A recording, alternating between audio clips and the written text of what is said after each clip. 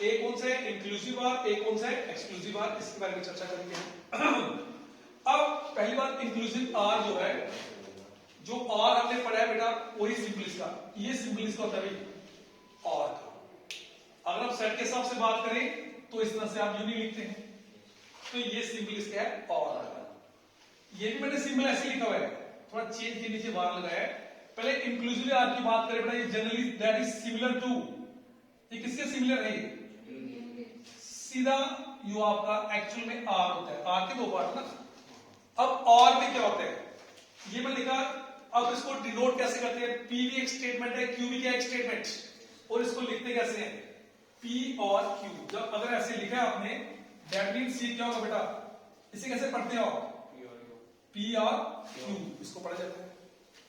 अब ये बनाया मैंने ट्रूथ टेबल, यही आपका बेटा जो नहीं है पार लिखवाएगा। अगर मैंने कहा जो मैंने इंक्लूसिव आर लिखा है, इंक्लूसिव ये सिमिलर टू जनरली जो जनरल आर होता है। और में क्या होता है, कंपाउंड स्टेटमेंट जिसमें फर्स्ट वाला भी ट्रू आए, सेकंड में कौन सा है ट्रू आए, तो ओवरऑल स्टेटमेंट क्या होती है ट्रू, ये सिमिलर है। अब पी एक स्टेटमेंट, क्यू एक स्टेटमेंट, अगर फर्स्ट स्टेटमेंट ट्रू है, सेकंड ट्रू है, तो ओवरऑल दे क्या बेटा ट्रू। और मतलब एक या एक से ज्यादा ये लगता है कैसे बने, इसको यहां पे फोकस करिए। इलो बोथ पॉसिबिलिटीज, भाई फर्स्ट वाली पॉसिबल, सेकंड कौन सी possible, as well as either of them. अगर दोनों पॉसिबल मतलब क्या, दोनों ट्रू, अगर दोनों ट्रू है तब भी ट्रू होगा, अगर दोनों में से एक ट्रू है तब भी क्या होगा ओवरऑल ट्रू होगा। तो फर्स्ट ट्रू है, सेकंड ट्रू, तो overall true. First statement true आती है, सेकंड कौन सी बेटा फॉल्स। इसे कैसे पढ़ेंगे, then P or Q is a true.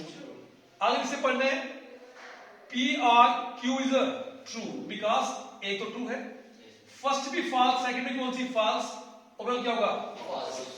Inclusive are में अगर दोनों में से एक स्टेटमेंट ट्रू तब भी ट्रू, अगर दोनों ट्रू है तभी आंसर क्या उसका ट्रू होगा।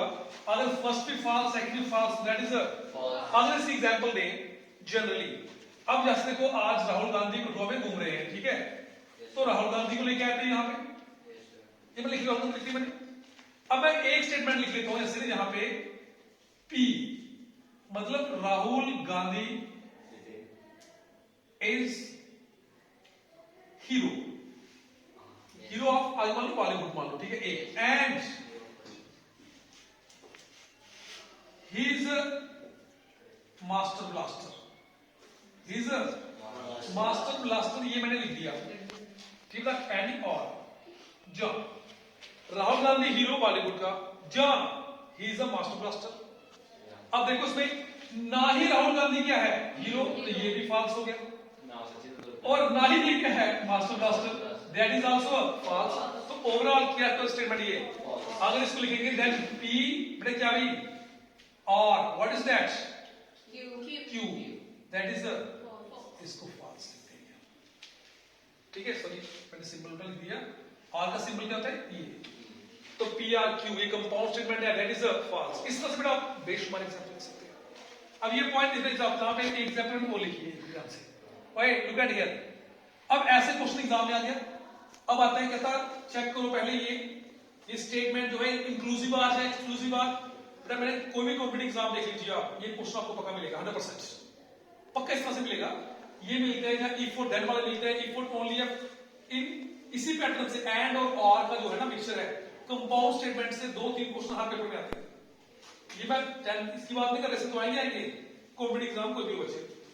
अब to entry in country, country में घुसने के लिए बेटा यू नीड अ पासपोर्ट और अ वोटर आइडेंटिफिकेशन।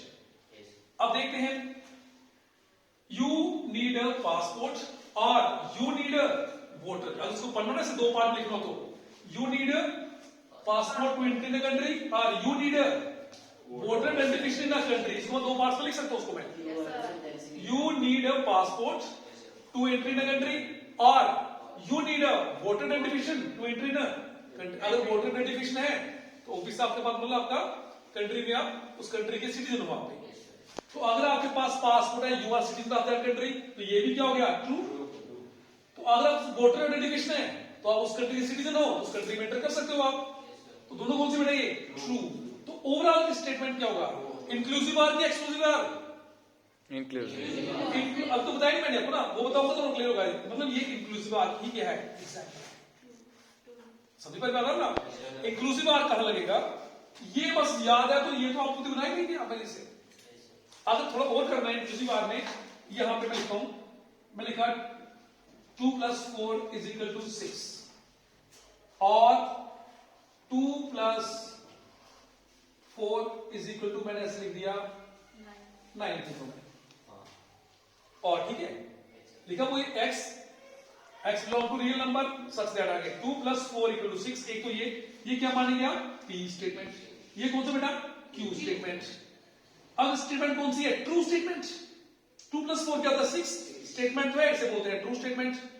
2 + 4 6 नहीं होता, स्टेटमेंट तो है कि कोई भी ऐसा सेंटेंस या ट्रू या फॉल्स हो वो स्टेटमेंट, अगर सही है तो ट्रू स्टेटमेंट, गलत है तो फॉल्स स्टेटमेंट। तो ये कौन सा बेटा ये फॉल्स। तो ओवरऑल क्या बोलेंगे इसको आप ट्रू होगा। ये क्या बोले ओवरऑल स्टेटमेंट क्या है, और में होता है कि दोनों में से एक ना एक ट्रू होना चाहिए। तो ओवरऑल स्टेटमेंट क्या है ये ट्रू बोलेंगे इसको। Look at it alright. अब किस पे आते हैं एक्सक्लूसिव आर पे। किस पे आते हैं इसको हटा दो, हटा दो इसको भी, इसका काम तो हो गया। फिर बाद में लास्ट में इसका एक एग्जांपल से ले लेंगे थोड़ी सी। एक हीरो चल गया हमारा ना, चलो अब आए थे इस तरफ एक्सक्लूसिव आर। सिर्फ ये पॉइंट देखो, टेबल है तो बल्ले बल्ले। पहली बात है कि और है तो और का वी होता है सिंबल, क्या होता है वी। अब इंक्लूसिव और एक्सक्लूसिव को बताना है तो मतलब सेम तो नहीं होगा ना, थोड़ी चेंज तो होगी इसमें। तो बी के नीचे आपने एक डॉट बना देना है, क्या होना सर ये डॉट। और कुछ लोग ऐसे लिखते हैं बेटा, कुछ लोग सर्कल लिया, सर्कल के बीच में क्रॉस। अगर ये सिंपल एग्जाम में आता है तो मतलब दैट मींस एक्सक्लूसिव आर की बात कर रहे हैं। वी नीचे वॉल आ रहा है तो मतलब that is also exclusive or. तो अगर आपको दियो पी आर क्यू ये दे दिए, इसको लिखना है आपने, तो इसका सिंबल इसमें एक्सक्लूसिव आर में क्या होगा ये क्यू, लेकिन यहां पे डैश आएगा वॉल। इसी क्या पढ़ते हैं पी आर क्यू ही पढ़ते हैं, लेकिन कौन सा नहीं एक्सक्लूसिव आर लिखने का तरीका।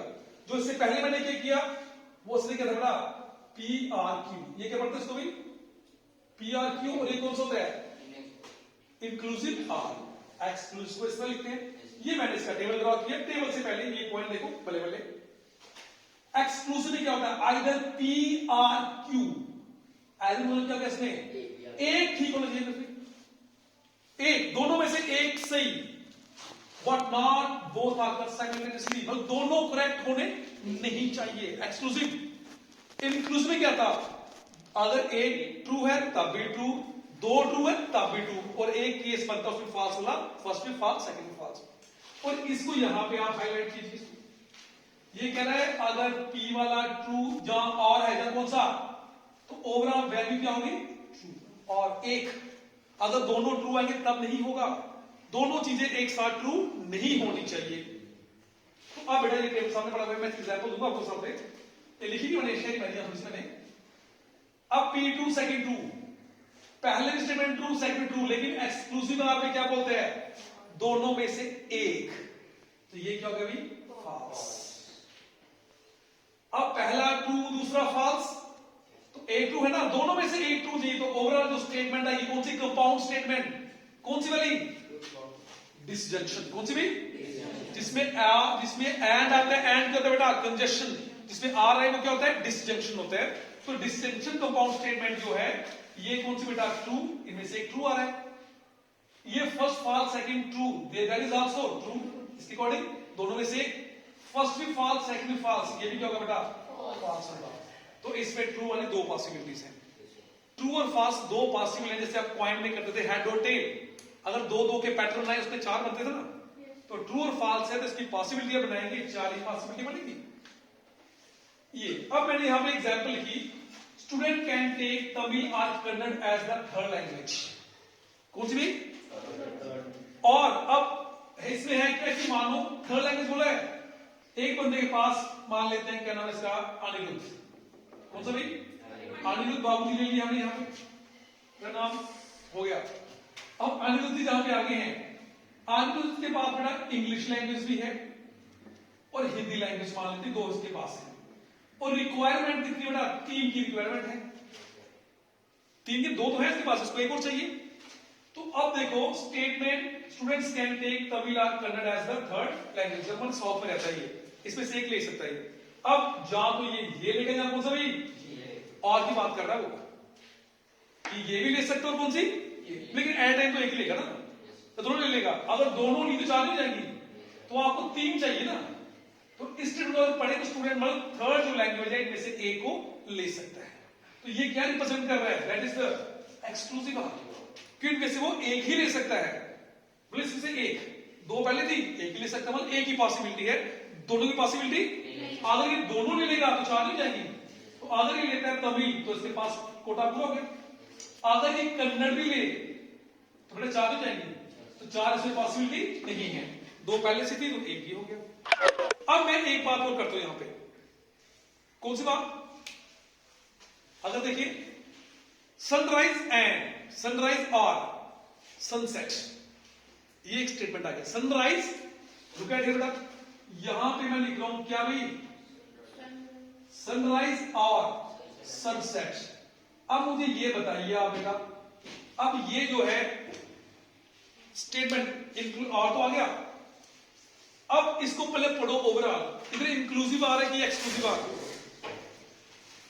अगर इनमें से एक चीज पॉसिबल है, क्या सनराइज और सनसेट एक साथ हो सकते हैं क्या? तो मतलब इनमें से एक ही पॉसिबल है ना, जहां तो ये पॉसिबिलिटी है कौन सी भी, दोनों एक साथ नहीं है, और तो इसमें है ना, उसमें क्या था इंक्लूसिव में, पहले वाले हो सकता है कौन सा भाई, सेकंड वाले हो सकता है, दोनों है तब भी है, ये दोनों एक साथ तो हो नहीं सकते। तो कहते हैं जब आपका दोनों में से एक पॉसिबिलिटी होगी, कौन सी भाई, एक, तो इसमें से कौन सा एट टाइम या तो ये तो या कौन सा भाई ये, तो that is also example of इसकी एक्सक्लूसिव आर। मैं यहां पे एक एग्जांपल आपको बताता हूं, आपको मैं क्या नाम आप पढ़े करो, तो बहुत ये तो हो गया इसमें, देखो बेटा अब देखिए, अब दो लाइंस है क्या भाई, अब टू लाइंस इंटरसेक्ट और पैरेलल टू ईच अदर, ऐसे बोल रहा हूं मैं, दो लाइंस हैं, दो लाइंस लिए, अब इसके बारे में चर्चा, ये दो लाइंस पैरेलल है और दो लाइन कौन सी बेटा इंटरसेक्ट हो रही है, इज इट पॉसिबल? दोनों एट टाइम ले सकते ना, जहां तो ये होगा या कौन सा भाई ये होगा, दोनों एक साथ होगा। फिर से तरफ एक्सक्लूसिव का मतलब कि आपका एट ए टाइम पे आपके पास दो चीजें हैं, दो चीजें एक साथ नहीं होना, उनमें से एक चीज पॉसिबल होना, ऐसी जो स्टेटमेंट होगी कंपाउंड स्टेटमेंट, उसे बोलते हैं एक्सक्लूसिव। क्या बोलते उसको? कोई प्रॉब्लम इसमें, कोई इसमें दिक्कत बेटा?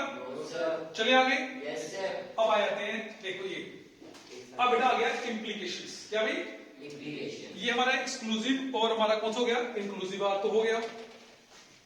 तो होना अब इसको हम लेके चलते हैं ताऊ जी के घर में, कहा भाई ताऊ जी के घर पे, अब देखते हैं हमारा ताई जी बैठेगी नहीं बैठेंगे, है कि नहीं, मासी तो हम उसके घर आ गई है, ये देखो अब बेटा कौन सा गया इम्प्लीकेशंस, क्या भाई इम्प्लीकेशन। अब इम्प्लीकेशन क्या होता है, लुक एट हियर बेटा, सारा कंपाउंड स्टेटमेंट ही है, इन सब में क्या है, मैंने पी क्यू लिखा हुआ है, पी और क्यू दो स्टेटमेंट है, उनमें क्या आ रहा है, एंड आ रहा है, और आ गया, कनेक्टिंग वर्ड आएगा तो वो कंपाउंड स्टेटमेंट होता है। अब इधर इम्प्लीकेशन क्या है, वो कंपाउंड स्टेटमेंट जिसमें क्या यूज हो, पता ना, if you are a genius then you will be a successful person, पढ़ा गया ना, है ना, if you work hard in a ground you will be a international player, तो मतलब इफ एंड देन, जब ऐसी स्टेटमेंट आती है बेटा उसे बोलते हैं कंडीशनल स्टेटमेंट, है तो इम्प्लीकेशन ही है, ये भी इम्प्लीकेशन ही है, जिसमें इफ और देन यूज होता है उसे बोलते हैं कंडीशनल स्टेटमेंट, जिसमें इफ एंड ओनली इफ, कौन सा कहिए इफ एंड, और बेटा इसको आई डबल एफ से भी लिखते हो आप, ये और सिर्फ यही, इफ एंड ओनली इफ है तो उसे बोलते हैं बाय कंडीशनल स्टेटमेंट कहा जाता है। अब ये दोनों वन बाय वन हम देखेंगे, सबसे बेटा मेन का ट्रुथ टेबल वही आपको समझाता है, उससे समझेंगे बल्ले बल्ले, बाकी सारे वेरी गुड।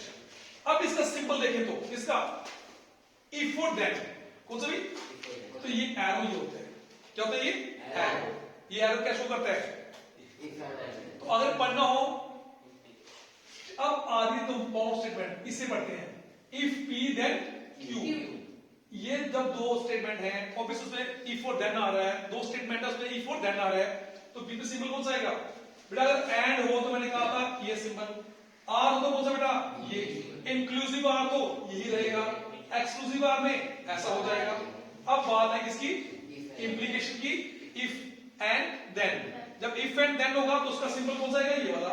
इसे पढ़ते हैं इफ पी देन क्यू, इसी से पढ़ते हैं। अब वही चीज आ गया, इसमें भी कंपाउंड स्टेटमेंट है, दो स्टेटमेंट जहां ट्रू जाए क्या होगी? फॉल्स। ये पूरी की पूरी जो आपका मैथमेटिक्स है ट्रू और फॉल्स की दुनिया ही है। बूलियन अलजेब्रा जो दिया है ट्रू और फॉल्स के बारे में दिया है। अब ये कुछ इसके पॉइंट्स लिखे हैं। कभी आपको एक स्टेटमेंट दी होती है, उसके 3-4 पार्ट्स, उसको लिखो चेंज करके। अब इसमें लिखे मैंने P is sufficient for Q, P is तो मतलब उसके लिए वो काफी है। अगर बात की यहां से कंफर्म होगा फिर Q, लेकिन याद रहे इसका सबसे मेन रोल किसका होता है? Q, Q is necessary for P। आप पढ़ते हो थ्योरम पढ़ते हो, आपसे कौन सा पैथोलॉजी की बात करें जाना तो उसमें क्या होता है? If in a right triangle, if in a right angle triangle, if a given, then the square of the sum of the square of two sides is equal to square of the third side, है ना? If or then, तो वो statement कौन सी है? Implication है, कौन सी है? Conditional statement है। तो लेकिन बात है then मतलब जो सेकंड टर्म है वो बड़ी जरूरी होती है। क्या वो जरूरी? अगर बेटा इधर ध्यान से देखिए देखो उसको फिलहाल लिखी है, अगर इसको लिखे टेक्निक, आपको क्वेश्चन दिया P ना, P वाला स्टेटमेंट उसको लिखते हैं P ओनली इफ Q, मतलब पूरा ये स्टेटमेंट कब एग्जिस्ट करेगा? जब आपके पास Q होगा। क्या भाई? अगर Q ही नहीं है ना, P ओनली कब? If Q। Q है ना, मतलब OB से आदमी से एक भी मिस होगा, प्रॉपर नहीं होगा। एक इफ P देन Q, ये उसी को आप उसको लगाए। अब इस पे आ जाओ, इस पे भी इसे देखते हैं। अब ये क्या कहते हैं? इसको देखिए, अब कोई पॉइंट लिखना हो तो क्या लिखेंगे आप? पहला ट्रू, दूसरा भी अगर P ट्रू है देन बेटा Q ट्रू। इसमें एक ही पॉसिबिलिटी है। अब मैंने एक चीज, इसमें सबसे एक चीज पे गौर करो कि यहां पे आ जाओ, ये चीज, ये इसकी लाइफ लाइन है। क्या लिखा मैंने? Q is necessary for P, that means इसमें अगर बात करें जो Q है Q वाला वैल्यू, Q वाला वैल्यू ना, मतलब वो बड़ा इंपॉर्टेंट है। तो इसको बस यही पॉइंट रखना है, ये वाला। अब इसमें सिर्फ एक ही केस आ रहा है, कौन सा भाई? कौन सा भाई? पहला ट्रू, मतलब इफ फर्स्ट वैल्यू का एग्जांपल लेंगे अभी हमें, फर्स्ट ट्रू सेकंड ट्रू, तो वैल्यू कौन सी होगी भाई? ट्रू होगी। फर्स्ट ट्रू सेकंड कौन सा भाई? फॉल्स। रिमेंबर दैट, अगर पहला भी फॉल्स है दूसरा भी फॉल्स है, कोई दिक्कत नहीं। तो जो बात स्टार्टिंग की बात कर रहा है ना, क्यों नेसेसरी बोला है ना, अब पहले गलत बात कर रहा है, बाद में गलत, तो कोई दिक्कत की बात नहीं है। पहले गलत, बाद में भी गलत, लेकिन पहले बात सही कर रहा है, लेकिन जो उसका आंसर है वो भी क्या होना चाहिए? सही होना चाहिए। सेकंड टर्म बड़ी इंपॉर्टेंट होती है। फर्स्ट बात सही की इसमें, सेकंड सही तो ठीक हो गया। अब फर्स्ट गलत को जिक्र लीजिए, Q is necessary for P, Q is necessary for P। तो इधर कौन सा है? पहली बात गलत, लेकिन देन जो बात कर रही है ऐसा, मतलब वो ट्रू है। अब पहली बात में गलत कर रहा है, दूसरी बात में गलत कर रहा है, तो ओवरऑल अगर ओवरऑल सारी गलत बात है, मतलब आंसर क्या उसका? ट्रू है। ये आपने याद रखना है। कौन सा भाई? ये। अगर मैं इसको इन शॉर्ट बोलूं लास्ट में क्या, इफ बोला इसको दिखता है, इसको पढ़ते से और P, जब उसको if P then Q is false only, which case? when P is true, ओए no, when P is true, when P क्या होगा? ट्रू, और Q क्या होगा भाई? फॉल्स। बस ये चीज आती है आपके पास, that's all, it was a point. क्या बोला हमने? एक ही केस ऐसा आएगा इन चार पॉसिबिलिटी में, जब P if P then Q वाला ओवरऑल फॉल्स आएगा। जब वो कब होगा? जब पहला ट्रू सेकंड कौन सा होगा? फॉल्स। बाकी जो मर्जी केसेस बने, पहला ट्रू सेकंड ट्रू, पहला कौन सा बेटा? पहला फॉल्स, दूसरा ट्रू, सेकंड वाला एक ट्रू एक फॉल्स, दोनों ट्रू ट्रू, दोनों फॉल्स फॉल्स, एक ट्रू एक फॉल्स है, एक फॉल्स एक ट्रू, लेकिन सेकंड वाला फॉल्स नहीं होना चाहिए अकेला। वो स्टेटमेंट क्या होगी? फॉल्स। तो ये बेटा कहां का आपका? इफ और देन में। इसमें ये आपका इफ और देन का ये आपने जान लिया। ऑलराइट, yes sir, अब आते हैं इसमें इफ एंड ओनली इफ। कौन सा भाई? अब इफ एंड ओनली क्या है, ऑब्वियसली भी क्या है, कंपाउंड स्टेटमेंट है बेटा। ये इम्प्लीकेशनल लिखा है मैंने, इसका नाम था कंडीशनल, और ये कौन सा होता है, वाई कंडीशनल। क्या बोलते हैं इसको, वाई कंडीशनल है। अब इसका सिंबल क्या बोले, इससे ना अगर बात करें केमिस्ट्री में ऐसे रिवर्सिबल रिएक्शन होती है, लेकिन ये ऐसा नहीं है। इसलिए अगर ये है तो ये होना चाहिए, अगर ये है तो ये होना चाहिए, अगर P है तो देन Q होना चाहिए, Q है तो P होना चाहिए। ये इसका सिंबल, इसे क्या पढ़ते हैं, ये इफ एंड ओनली इफ का है। इफ P है ना, P एंड Q ना, इसको इफ एंड ओनली। ओवरऑल ये सिंबल जो है इफ एंड ओनली इफ को रिप्रेजेंट करता है, P और Q के बीच में कनेक्शन के लिए। अब ये पॉइंट जब लिखते हैं एग्जाम में, कभी आपको एक एग्जांपल दी होगी, उसको 2-3 तरह से लिखवा, तो ये आपने लिखा है, इन तरह से लिख सकते हो आप। अब उससे तो क्या है, P इज, इधर क्या था, रिमेंबर दैट डिफरेंस देखो उसमें, इसमें Q नेसेसिटी था, क्या भाई इसमें कौन सा है, P नेसेसरी है और Q क्या है, Q सफिशिएंट है। उल्टा करो उसका भी, अब Q नेसेसरी है और P क्या भाई सफिशिएंट है। कहने मतलब P Q पे डिपेंड और Q आपका P पे डिपेंड होगा, इसमें ऐसा नहीं था। अब इफ P देन Q, उल्टा एंड इफ Q देन, बात ऑलमोस्ट सब तो वही है।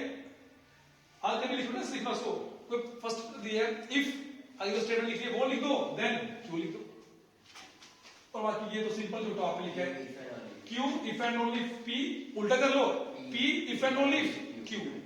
P तभी होगा जब क्या होगा, Q होगा, और Q तभी होगा जब क्या होगा, P होगा। अब इसके ऊपर आ जाओ, ये टेबल इसका कौन सा भाई, अब इस टेबल को ध्यान से देखो। अब P डिपेंड Q पे, Q डिपेंड P पे। पहला ट्रू, ये कौन सा भाई ट्रू, इसको उल्टा कर दो, उसमें कोई चेंज, पहला ट्रू दूसरा ट्रू कौन सा भाई ट्रू। अब पहला फॉल्स कौन सा भाई, कहते हैं अगर वो गलत है तो ये भी क्या चाहिए गलत, ये ठीक है तो वो भी क्या होगा ठीक, तो उस टेबल क्या बोलेंगे आप, ट्रू बोलेंगे। अब पहला ठीक है, दूसरा कौन सा भाई टू, टू जो इवन नंबर, और वहां पे टू आ रहा है ऑड नंबर, मान लेते ऐसे एक टू, एक कौन सा भाई false, two is even number if and only if, है ना, two is even number if and only if two is, क्या पास लगे, पास लगे, नहीं हो सकता है कि नहीं। अब उधर sunlight is fall on the ground if and only if sky is clear and time is day। Simple बात बोलो, क्या बोल रहा हूं मैं, sunlight fall on the earth, sunlight fall on the earth if and only if sky is clear and daytime। ऐसे लिखेंगे तो ऑब्वियस पॉसिबल ना, सनलाइट जो अर्थ पे कहां पड़ेगी, जब स्काई क्लियर होगा और दिन का समय होगा। उल्टा कर लो, दिन का समय है क्या भाई, दिन का समय है और स्काई क्लियर है, तो तभी क्या पड़ेगी अर्थ के ऊपर लाइट, तो उसको उल्टा लिख सकते हैं ना उसको हम, पी क्यू में, और क्यू आपका पी में चेंज कर सकते हैं। अगर पहला गलत है, दूसरा कौन सा भाई गलत हो गया, और कौन सा भाई होता वो मस्ट, उसको बोलते हैं ट्रू स्टेटमेंट। क्या बोलते हैं उसको हम, उसमें इफ एंड देन, इफ और देन यूज हो जाएगा। अगर पहला ट्रू, दूसरा कौन सा भी फॉल्स, तो क्या होगा वो फॉल्स। बहुत सारी एग्जांपल आप दे सकते हो, अगर इसकी एग्जांपल लेनी हो तो वही टू इज इवन है ना, जैसे बोलते हैं ओए, ये आप कहेंगे ना, तो rainbow, rainbow having 7 colours if and only if and only if all colors are white। all colors are white, इसलिए तो all colors are white। क्या पास लगी, No sir। पहली बात तो ट्रू कर रहा है, दूसरी कौन सी कर रहा है वो फॉल्स कर रहा है, तो पूरा क्या होगा, इसको फॉल्स बोलेंगे हम, क्या बोलेंगे, ये एग्जांपल आप खुद से दे सकते हैं। Alright Yes sir। अब बेटा इसमें बस 2 पॉइंट बचे इसके, और कौन से भाई 2 पॉइंट्स, एक कॉन्ट्रा पॉजिटिव है और एक कन्वर्स। कौन सा भाई कॉन्ट्रा पॉजिटिव और कन्वर्स है। अब हम यहां पे देखते हैं, एक टर्म बता रहा हूं मैं, क्या बेटा, Contra positive and converse of compound statement. Alright, उसे कहते हैं काउंटर पॉजिटिव एंड। Inverse. अब बेटा से कोई एग्जांपल लिख लेते हैं, दो एग्जांपल कोई, कहां ढूंढे, इसकी वाट लगने वाली है, इसकी वाट और इसकी वाट कौन लगाएगा? हाँ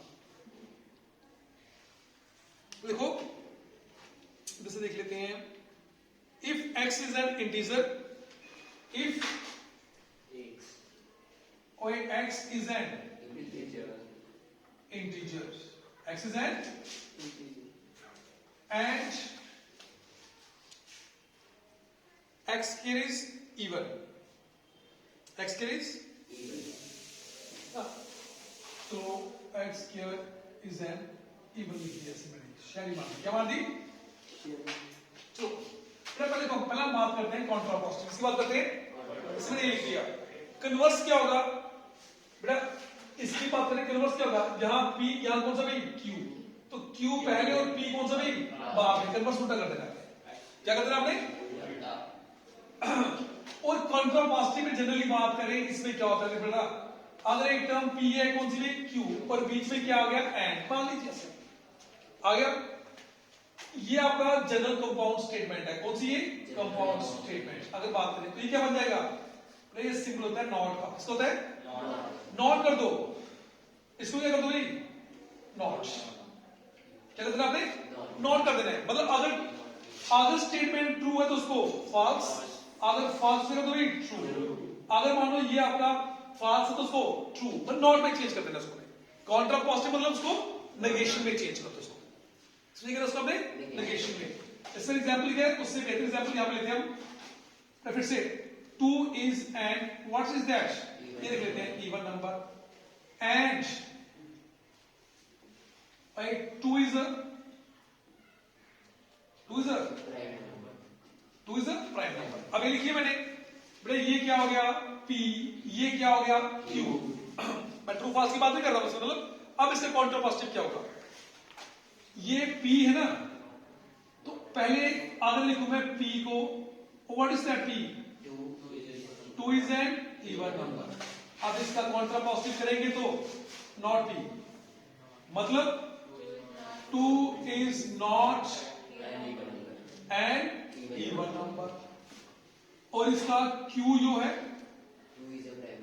2 is बोलो यार प्राइम नंबर, तो क्या बचेगा इधर नॉट q कर दो, तो 2 is not a prime number, ये हो गया। अब इस पूरे की क्या लिखना आपने, ये कॉन्ट्रापोजिटिव है, अब इसको लिखना पूरा ओवरऑल, तो क्या लिखेंगे आप, 2 is not a even number, वो लिखो उसको, समझे आप उसको।